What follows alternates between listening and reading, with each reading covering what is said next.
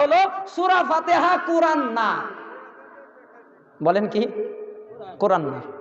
সূরা ফাতিহা কোরআন না। জানেন এরকম একটা বই আছে কিন্তু সূরা ফাতিহা যে কোরআনের বাহিরে এরকম একটা কিতাব লেখা হয়েছে। সূরা ফাতিহা কোরআনের অংশ না। আমি অবাক হয়ে গেছি, এর চটি একটা বই আছে যে কোনো একজন লেখছে সূরা ফাতিহা কোরআনের অংশ না। কেন জানেন? ওই যে আমরা বলি কোরআন পড়া, ফাতিহা মানেও কোরআন, যে আলহামদুলিল্লাহ রাব্বিল আলামিন এটাও কোরআন, এটা পড়ার সময় চুপ থাকতে হবে। এখন চিন্তা করলো এটারে কিভাবে রদ করা যায়। এক ভাই কতটা খেয়ানত করে এক কিতাব লিখে ফেলছে যে সূরা ফাতিহা এটা কোরআনের অংশই না। কেন জানেন? মানে বুঝাইতে চায় যে ফাতিহাটা কোরআনের অংশ না, অতএব ফাতিহার সময় ইমামও পড়বে তুমিও পড়বা, কারণ ফাতিহা তো কোরআন না, এটার সময় চুপ থাকা লাগবে না, এরকম বুঝাইছে। নাউজুবিল্লাহি মিন যালিক। সূরা ফাতিহা এটাও কোরআন। ওয়াইদা করি আল কোরআন, যখন কোরআন পড়া হয় কান পেতে শ্রবণ করা। এখন দেখেন কান পেতে শ্রবণ করা আবার চুপ থাকা, দুইটা হুকুম আল্লাহর। বাস ফিকে হানাফি কি বলে যে এখন কয় হাদিসে আসছে লা সালাতা ইল্লা বিফাতিহাতিল কিতাব, সূরা ফাতিহা ছাড়া নামাজই হবে না। এখন ফিকে হানাফি দুইটাকে সমন্বয় করে, আচ্ছা কোরআনে আসছে কোরআন পড়লে চুপ থাকতে হবে, হাদিসে আসছে ফাতিহা ছাড়া নামাজ হবে না।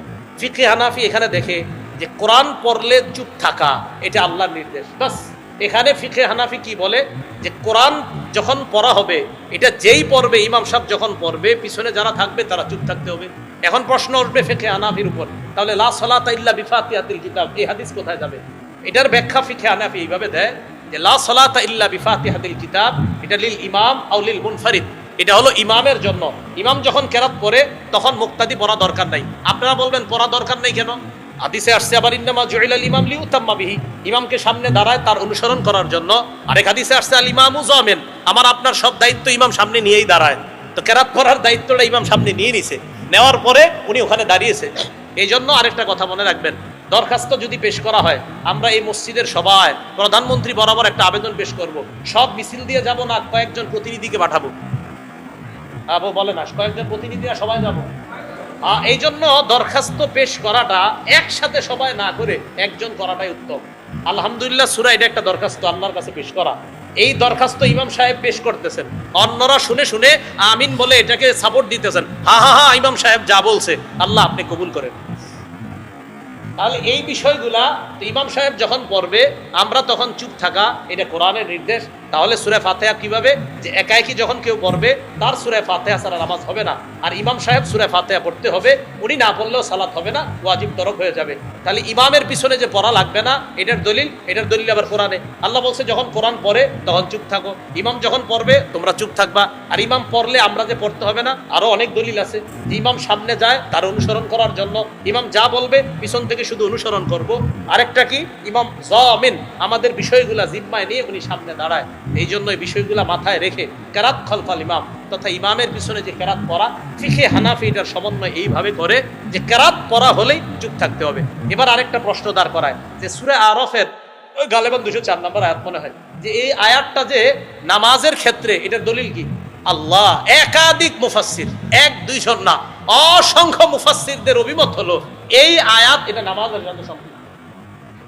এই আয়াত এটা নামাজের সাথে সম্পৃক্ত। নামাজে যখন তেলাওয়াত করা হবে তখন চুপ থাকা, এটা মানতেই চায় না। ওই যে বললাম এক ভাই আমার কাছে আসছে, আসার পর কয় জানি তো সূরা আরফের দলিলটা দিবেন আমারে। কয় আমি আচ্ছা সূরা আরফের দলিল দিলে সমস্যা কি? সূরা আরফ কি নামাজের ক্ষেত্রে? আমি ইন্না লিল্লাহ, কি বলেন সূরা আরফ নামাজের ক্ষেত্রে না? এটা কি বলবেন? তাফসীরে তবারির লেখকের নাম জানেন? ওনা বললাম তবারি। কেন বললাম জানেন? তাফসীরে তবারিটা আবার আমাদের দেশের এক শ্রেণীর ভাই খুব ভালোভাবে এটা নেয়। তাফসীরে তবারিটা নেওয়ার অনেক কারণ আছে, আমি জানি কি কারণ। এটা আবার অনেকে নেয়, অনেকে মানে আমাদেরকে, অনেকে যারা সহ্য করে না তারা নেয়। আমি বললাম তাফসীরে তবারির লেখক যিনি, উনিও বলছে এই আয়াতটা ওয়াইদা কুরিআল কোরআন এটা নামাজের ক্ষেত্রে। উনিও এই কথা বলছে। উনি তো এই কথা বলছে। এখন উনি এই কথা বলছে, তখন আস্তে ধীরে কেমন জানি বলতে চায়, আরে উনি বললে হবে নাকি, নবীজি যেটা বলছে এটাই ঠিক। তো এই হলো বিষয়গুলো আর কি। যাই হোক, আমি এই পর্যন্ত কিন্তু আমি কোনো শ্রেণীর নাম নিছি না, আমি নাম নেই, মানে বললাম যে বলে। এখন বলবেন যে কে বলে, তো যে বলে সে, কে বলে যে বলে সে, এই কি যে কয় এটা কি নবী? না, নবীজি বলছে। এখন আর এই কথা শোনা যাবে না। এরপরে দেখেন আরো কিছু বিষয় থাকে আমাদের। এই যে লাইলাতুল বারাআত, এই লাইলাতুল বারাআতের ব্যাপারে এক ভাই আমার কাছে আসার পর কয় ওই রাত্রে যে হালুয়া রুটি এগুলা কি আছে? তা আমি বললাম না, নাই। তা ওই ভাই আবার প্রশ্ন করলেন, ওই রাতে হালুয়া রুটি বেজি বানানো হয়, সাপ বানানো হয় রুটি দিয়া, আরো অনেক আকৃতি, ঘোড়া, বাঘ, ভাল্লুক, এগুলা ঠিক? না, ঠিক না। তো ওই রাতে যে গোসল করলে মাথার পানির চুল পড়লে, মহিলাদের চুলের এই পানিগুলো পড়লে প্রত্যেক ফোটায় ফোটায় নাকি ঝরে যায় মকসুদুল মুমিনিন না আরো কিছু বইয়ের নাম লেখছে, এইগুলাতে আছে, এগুলো ঠিক না, এগুলো তো ঠিক না। বলতে বলতে হঠাৎ আমারে বলে ফেলতেছি কি, আচ্ছা লাইলাতুল বরাত যে এটা ফজিলতের রাত, এটা ঠিক না। আমি কই হ্যাঁ এটা ঠিক। কই কে বলছে? আমি কই নাসিরউদ্দিন আলবানী রহমতুল্লাহ আলাইহি বলছে। তো যখন আমি বললাম নাসিরউদ্দিন আলবানী রহমতুল্লাহ, নাসিরউদ্দিন আলবানী বলছে? হ্যাঁ নাসিরউদ্দিন আলবানী রহমতুল্লাহ বলছে। ভাই হুজুর শিওর আপনি নাসিরউদ্দিন আলবানী বলছেন? আমি তো ভাই সত্যি নাসিরউদ্দিন আলবানী বলছি। শোনেন, নাসিরউদ্দিন আলবানী আমাদের দলিল না, আমাদের দলিল আল্লাহ রাসূল। এই কথা বলতাম আমি, দেখেন এটা এটা এটা উনি এই সত্যি উনি এই কথাটা বলছেন। তা আমি বলি যে হাদিস সহি দুর্বল, এটা তো কোনো না কোনো ইমাম বলছে, ঠিক না? তাহলে এই ক্ষেত্রে তো ইমামদের কি আমরা মানি, এটা সহি, এটা দুর্বল, এটা হাসান, এটা হাসান লি জাতি, এটা হাসান লি গায়রিহি, এটা মুনকাতি। এই হাদিসগুলো তো আমরা কোনো ইমামরাই ফলো করি। তো আমি বললাম সহি বলা দুর্বল বলার ক্ষেত্রে কি উনি ইমাম ফলো করেন না? তো হ্যাঁ করি, তো এটা আগে জিজ্ঞেস করে নিছি। তখন আমি বলছিলাম কি, তো সর্বপ্রথম নামটা বলছিল নাসিরউদ্দিন আলবানী রহমতুল্লাহ, আল্লাহ ওনার কবরকে জান্নাতের বাগান বানায় দেন, দোয়া করি আমরা। তো যাই হোক, নাসিরউদ্দিন আলবানী রহমতুল্লাহ আলাই, আমি বললাম উনি তো বলছে যে লাইলাতুল বরাতের ফজিলত সম্পর্কিত হাদিস উনি সহি বলছে, হাসানও বলছে, কোনো কোনো জায়গায় দুর্বল কোথাও বলে নাই উনি। তখন বলে কি আচ্ছা উনি এই কথা বলছে? আমি হ্যাঁ উনি তো বলছে এই কথা। এখন উনি এটা মানে ইয়া করতে চায় না, উনি বলছেন। তখন এক ভাইদের পক্ষ থেকে আসছে, আমাদের এটাই প্রমাণ যে আমরা কোরআন সুন্নাহ মানার ক্ষেত্রে কাউরে মানি না, কোরআন সুন্নাহই মূল দলিল, এইখানে কোন ইমাম আসলে এটা আমরা দেখি না। তাহলে ভাই সহিহ না দঈফ এটার ক্ষেত্রে কি আপনি কোরআন সুন্নাহ ডাইরেক্ট মানতে পারবেন নাকি? এটা তো কোনো ইমাম লাগবে, এই জন্য ইমাম লাগবেই। ইমাম ছাড়া চলা এটা সহজ না, এটা আপনি পারবেনও না। এজন্য আপনারা যারা হানাফি ফিকহের বিরোধিতা